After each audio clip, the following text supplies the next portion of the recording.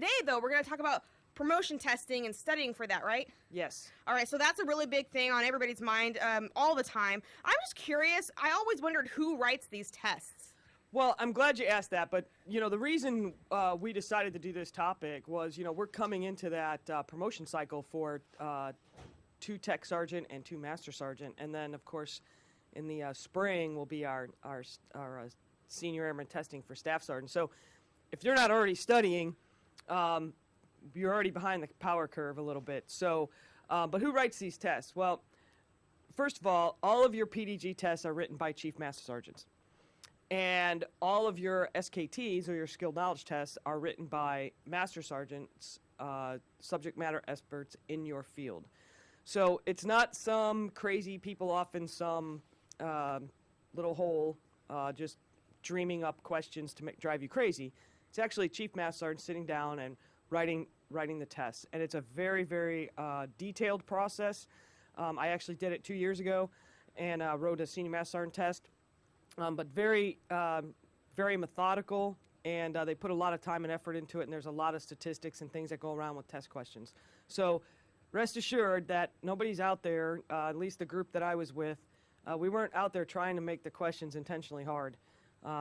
If you study the book, you should be able to pass the test or score well on the test. So that's who writes your tests. It's airmen writing airman tests. Are they written or rewritten often, or? Yes, every year the Oh, wow. tests are rewritten.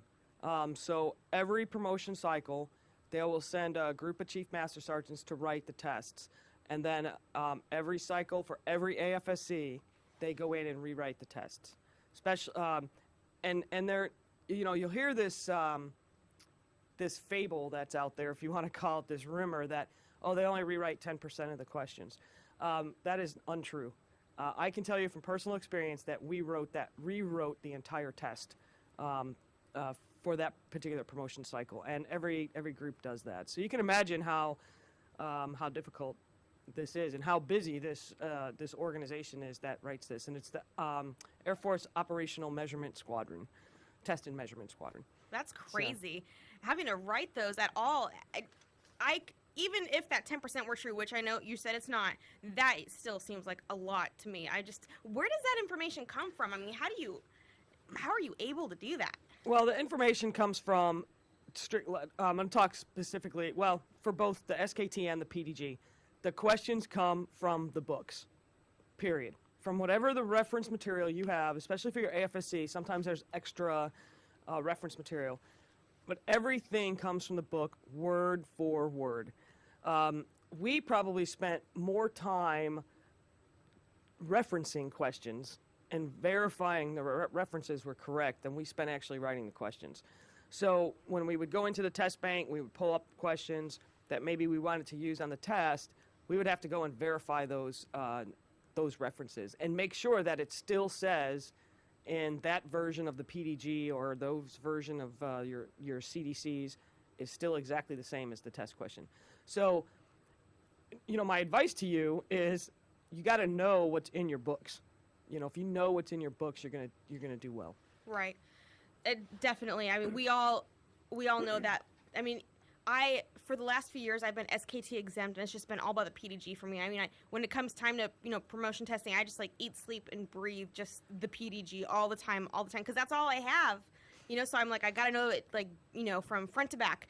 So actually, I was curious because it's different every time, and I always wondered how promotion quotas are calculated. Well, prior to each testing cycle, the Air Force looks at how many vacancies they're going to have. We are constrained by Congress and constrained by, money and all that kind of stuff and how many people we can have of the number of people in each grade. So we go in, the Air Force goes in and says, okay, we're going to have so many vacancies. And they do this all before testing starts. And they figure out based on how many people they can promote based on those vacancies. And that becomes a percentage. So then they take that percentage, and after all the testing is done, they apply that percentage equally across AFSCs. So let me give you an example. So let's say that in your career field, there's 100 people that are going to be testing, and the Air Force determines prior to that across the Air Force we have about 20% of 20% in your grade that are going to be vacant. So they take that 20% and they apply it to those 100 people. So once all the testing's done, they rank order those 100 people, and the top 20 are promoted.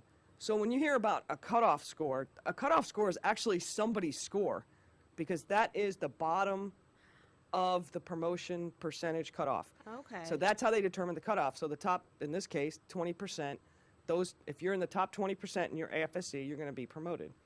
And the cutoff score actually belongs to somebody, in the Air Force. That makes sense. So that's how they're calculated. So sometimes when we hear, well, yeah, the cutoff went up, there's a lot of things that drive that. And the biggest factor that drives promotion cutoff that go up or down is testing. So the better people test in the AFSC, the higher that cutoff score is going to be. But that cutoff score is not determined prior to, the cutoff score is not determined prior to testing. So Okay. that they don't just randomly pick a number. It is a percentage based on vacancies throughout the Air Force. For Chief and Senior Master Sergeant, a little bit different. They actually are congressionally controlled by Congress, so they can only have 1% Chiefs and 2% Senior Master Sergeants. So that's why you'll see some of those percentages much smaller, because there's less vacancies. When you become a Chief Master Sergeant, say at 22 years, you've got 8 years, and so nobody can be promoted into your position, so to speak, for up to 8 years. So that's why those promotions slow at that point. Okay. But they are congressionally mandated by 2% of the force and 1% of the force. And so once you have all of that figured out, how do you guys determine, the line numbers? Okay, so what happens with the line numbers then is they take all the people in all the AFSCs that have gotten promoted, and they then rank order them based on first time and grade. So the more time and grade you have, the lower your line number is going to be, because you'll be closer to the top. If there's a tie, so me and you, we have the same time and grade, I wish. then they go to time and service, and then they go by, I want to say, date of birth, and then there's another calculation, but they do all those types of things. Date of birth is calculated into it? It is, if there's a tie. So, if there's a tie at date of rank and a tie of time and service, and then they do date of birth. So somebody who's older is going to get promoted before somebody who's younger. Then so this is everybody who's been promoted, and then they rank order them that way. So it really doesn't matter if you had the number one score in your AFSC, you still could have a line number in the middle of the pack, because it's going to depend on your time and grade, time and service, and your date of birth. Okay, so that makes a lot of sense. I get that. So how do I know if I'm eligible to test? Well, you can find out if you're eligible to test just by going and looking at your data verification briefing, which you can find on the Air Force portal in the virtual MPF. And it will tell you if you're eligible for that cycle. And it'll say right up on top, it'll say, I think it says projected promotion, and then right after that it'll say promotion eligible. If it says promotion eligible, then that means that you're eligible to test that cycle. It is every member's responsibility to know when they're eligible to test. So if you're not sure or you're confused, then especially if you've just sewn on a grade and you're not sure when the next time you'll be eligible, certainly go ask your supervisor. There's information out there you can go find. I hear that. So now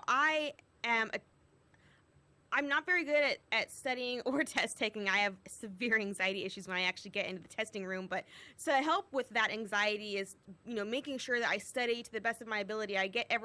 But I have a hard time studying. Like, I'm still trying to find the right way. That's for the right way for me. Like, what's your advice for studying? Okay, well, everybody has different methods. I'm a book person, hold a book and read. And basically, the only thing I ever did in my whole career was read the book. Read it from the front to the back. And I would spend 3 months prior to the testing cycle, 2 hours every day, reading the book from front to back. And I just would, stop at a certain point, pick it up the next day, and continue on. And I would eventually read through the book, probably 5 or 6 times. Oh, wow. So is it fun? No, it's not fun. And there's nothing fun about having to study. But if you put the effort in, you will get promoted. Now, some of the other things out there, you'll find, like there's this thing called PDG Gold. It'll cost you a couple $100. And those are all fine, but you don't really need to buy those things. And I'll tell you why. Out on, there's a website out there, and it's located on page 15 of your PDG, because there's no reason to give you the whole long answer here. But if you go to page 15 of your PDG, there's a website in there. And on that website, for the PDG, you can go in, and they have all sorts of exercises and all sorts of things you can do. Now, what's interesting about this is the people who wrote that section actually are from the same squadron that write the tests. However, those two entities do not mix. Okay. So the ones who are writing the sample, or they have fill in the blank, they have like a Jeopardy style, they have crosswords, they have all sorts of things to kind of help you learn the concepts. But they do not know what's on the test, the ones that are writing this stuff. So, but there's one for every chapter. And the reason behind that is that they do not want you to go out and buy a $200, commercial guide. They want you to be able to read the book, okay? And I guess now the PDG is actually online, so you can download it. You can also download audio files. So maybe not so much of an issue here, but I know plenty of people that back in the States that, had to drive 45 minutes to work, and they would just listen to the audio files on their way to and from work. That's an hour and a half of studying a day in the car. Wow.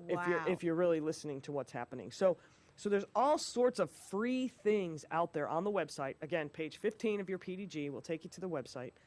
If you're having trouble with that, just, hey, shoot me an email, and I'll help you out with that. I was going to ask if that was free or not. It is free. Okay, great. It's actually through the Air Force portal. Mm-hmm. So, but if you just hit that website, type that website in, you'll be able to do that. So, I guess my advice for studying is you need to find a rhythm. You need to find a method that works for you. You cannot start a month before you test.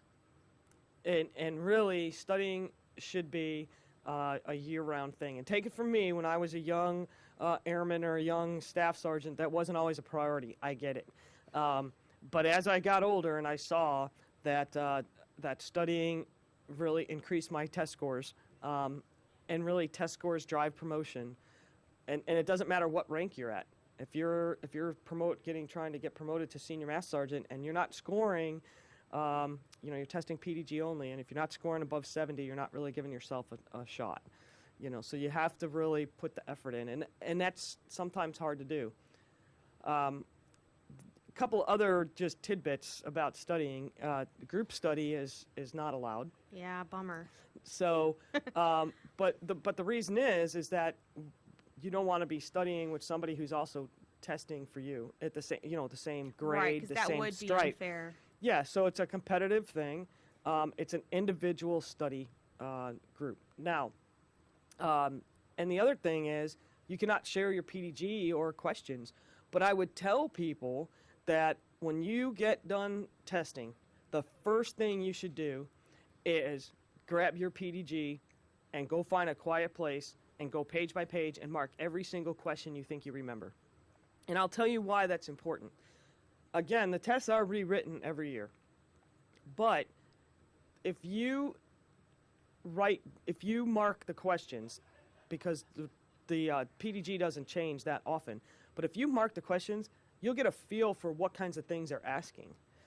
And if anything, if you remember 70 or 80 questions, you're not going to get those 70 or 80 wrong the next year, because you're going to make sure you know those. And while the test is rewritten, the questions might just be a variation of that. So you'd be like, oh, I know that. There was many times that I would read a test question, and I would be like, oh, that was marked in my book. And I would be like, and I could even picture where it was on the page, but that helped me, at least eliminate some answers. So so I would tell everybody when you get done testing, go mark your book so you have an idea of what kinds of questions they're asking, even if you only remember 50. You know what So- really gets me is, when I tested, I had studied, I made flashcards. This is what helped me now. And I actually had the PDG Gold because I was desperate. I was like, I don't want to take this test again. I want to get it right the first time. So I got the PDG Gold and I was going through it. And I know they had the games and everything, but then I was like, these flashcards are really great, but I'm better. I'm better if I'm holding something in my hands, it just seems to make it better. So I actually typed out all the questions, all the review stuff and everything. And I went through and I had the answer on the back. I even, I had my husband, ask me the questions, having the flashcards and everything. So that was really helpful. But one of the things was when I was actually taking the test, I would see these questions and I'd be like, oh, I know the answer. But then they would have one slight little thing in the question to where it's like, oh my gosh, is it this one or is it A, B, or C? Sometimes it would be like all the answers seemed right.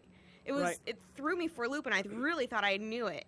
Yes. Part of test writing expertise, I guess, is to make sure that the distractors, which are the wrong answers, they call them distractors, are plausible. In other words, the distractors, could be the right answer. That separates studiers from non-studiers. So if we ask you a certain question, but three of the answers are completely ridiculous, then everybody would get it right. It would be too easy. That doesn't separate studiers from non-studiers. The great thing about our promotion system, as opposed to some of the other services, is that we do test. And you don't want your promotion in the hands of somebody reading your records, which is what the Army does and Marines do. The Navy does test, but it's in your hands. Up through Master Sergeant, it's in your hands because the testing, the SKT and the CDC testing is almost half the score. Mm-hmm. So if you can score well and outscore your, your competitors, if you want to call it, your fellow airmen, you're going to get promoted. And that's how you see people get promoted so quickly because, and I'll hear things like, well, I'm just not a good test taker. And I'll say, well, how much did you study? Exactly. And we can all, it's not so much about taking tests as it is about studying. So when I hear airmen say things like, well, yeah, the cutoff went up this year, Chief. And I'll be like, well, what are you doing about that? Well, what do you mean? Well, where's your PDG? Mm-hmm. Why are you not carrying it around? Or why are you not listening to it while you're out jogging? Or why are you not, your promotion is in your hands, and you have to make the effort to do it. And, exactly. And it's not easy. If it was easy, then we would just give the stripes away. Well, I was saying, I get anxiety when I go and test. So, okay, I'm going to admit this out there on live radio. I didn't get it the first time I tested, and I've always been so embarrassed about admitting that, so I'm telling it to everybody. Okay, but I had severe anxiety. You know what the problem was? I wasn't confident because I knew I didn't study enough. I didn't study well. So the next time I did it, I made sure that I was prepared, and I studied my heart out. I would just put everything I had into it, and when I went in to study, yeah, I was nervous. I did the normal thing, but I didn't throw up that time. Yeah. So I made it, so that was good, and that's all it means. Yeah, well, I can tell you that, every single time I went into promotion test, and I've done it a lot of times, I've been, I like to tell people I've been not promoted more times than I have been promoted. Because you figure it's only 5 times you get promoted in a career. So for NCO ranks, but there's a difference between, like you said, being nervous and having anxiety, knowing that, hey, I gave it everything I had, and once I got to the realization that if I put the effort in, I was good. You know what I mean? I was Exactly. still nervous, but I knew that, hey, there was not really a whole lot more I could do. And I felt that way many, many times when I walked out of the testing room and I said, yeah, I gave it everything I had. It kind of takes the stress out of it. Right. And I would tell people, while you're in the testing room, take your time. It's not a race. They're giving you almost 2 hours, I think. It's like an hour, 45 minutes to take a 100-question test. One thing I do when I'm taking the test is I'll read the question. If I know the answer right away, I'm good. If I don't know, I still answer it, but then I put on a scratch paper that question. I don't dwell on it.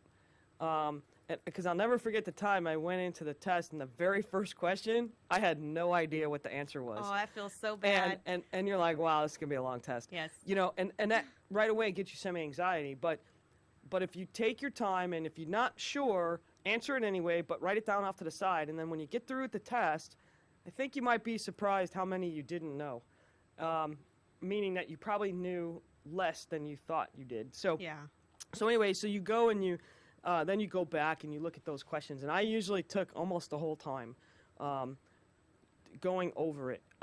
There's lots of strategies out there. You can Google study techniques and all sorts of things, and that will give you some tips on study habits and things. But I'm going to tell you you're not going to learn the stuff overnight. You have to put the effort in, and if you don't put the effort in, you have no one to blame but yourself. Exactly. And that's a hard reality for some people to hear. And I just told someone that a couple weeks ago. They were like, yeah, well, whatever. And I said, well, you didn't do your job, and your job was to score well. I will tell you that the tests are written with the idea. Well, not with the idea, but the goal is that the test average is 60. So if you're not scoring above 60, then, you're probably not studying enough as you could. But you will hear people say, yeah, I didn't study at all and I scored 75. I will tell you that they're lying. So don't listen to them. You have to put the effort in. And I think it's, if you're not carrying your PDG around, or you don't have, things to motivate you, I used to take the next set of stripes that I was studying for, and I would tape them to my bathroom mirror. So every day, it reminded me that, hey, don't forget to study today, because you want to be wearing those stripes. And so that was my motivation. And there's all different types of things you can do. I had a really good friend who he was always one grade behind me. And so whenever I would get promoted, when I would take a stripe off my sleeves to put the new ones on, I would save a set of stripes. And I would give him the stripes. And he would carry those stripes in his pocket during whatever. He would just always had these stripes. I think he goes, oh, yeah, I got your stripes. And then he would always use those stripes and sew them on to his uniform when he got promoted. So he's a chief now. That's so great. Yeah, out at Keesler. So real proud of him. But just a little technique that he used to keep his motivation up, because it is hard. And I'm not going to lie to you, but if that's what you want, then you'll put the time and effort in to do that. Definitely. So that's all it takes, motivation. You got to know what you want, and you're not going to get it if you don't want it. That's right. So you got to know, got to be responsible, know when you're eligible to test, and you got to be responsible by studying when you need to study. Right. And in enough time to actually get it, not a month before. Right. All right, ma'am. Is there anything that we failed to mention? I feel like we covered a lot. Yeah. No, I just, you got any other questions about anything promotion, testing, or studying wise? I think my biggest thing that I was curious about was just asking how I was interested in how you studied. So you studied pretty much the same way I did. I had to take an extra step because that wasn't doing enough for me. Right. I just read the book, and then all of a sudden I'm reading it, but in my head I think I'm daydreaming. It's really hard. I think I have ADD or something. Yeah, and like I said, I would sit there for 2 hours every day for 3 months, and it was brutal. It really was, but I just really had to focus, and that was just my method. There's plenty of other methods. I never used commercial study guides or the stuff they didn't have the stuff on the website when I was promotion testing, but I never used anything like that, and I was just too lazy to do flashcards. So I was like, wow, that's a lot of work. Well, I got desperate. Yeah. But just simply writing the flashcards will help you remember. It did. Because you have to go through the book. But there's thousands of questions that could come from the PDG. And make sure also, one other thing I just remembered, in the front of the PDG in the very beginning, it will tell you there are certain chapters that are not testable. So I think for senior and chief, I want to say it says one chapter is not testable, and that's dress and appearance. So those those testing for senior and chief, don't spend your time remembering that, skirt lengths and makeup and how long hair can be and all that. Don't waste your time on that. Study what's relevant, but look on the first page of your PDG. It'll tell you there's a chapter, the very first chapter on studying is not testable for anybody. So, read it, but don't be learning all the terms in there. You don't need to memorize Yeah, it. don't be memorizing it and all that stuff. So, I will tell you that the PDG is a great source of knowledge for any member. And people often say, well, I'm not being tested on stuff I do. I will tell you that I refer to the PDG in fact, yesterday we were looking at it trying to find the website. But I continue to use that book. And even your SKT, some people say, well, hey, that's not my job. There's stuff in there that's not my job. But it's going to be your job sometime. Somewhere down the road, when you gain rank, you're going to need to know those concepts. So I once had a captain tell me, and I always remembered this, and he said, Chief, if that's all I had to do to get promoted, I'd know that book forwards and backwards. and I thought, wow, that's some good wisdom coming from a company grade officer saying, hey, if that's all I had to do to get promoted, I would know those books forwards and backwards.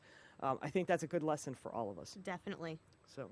Thank you so much for coming in the Hey, studio. no problem. I have to say, I think this was my favorite interview that I've had in here. Okay, ever. good. This was hands down. It was so awesome. Awesome. All right, that was Chief Master Sergeant Judge in the studio. We were talking about promotion testing and studying. Stick around. We got more great music on the way.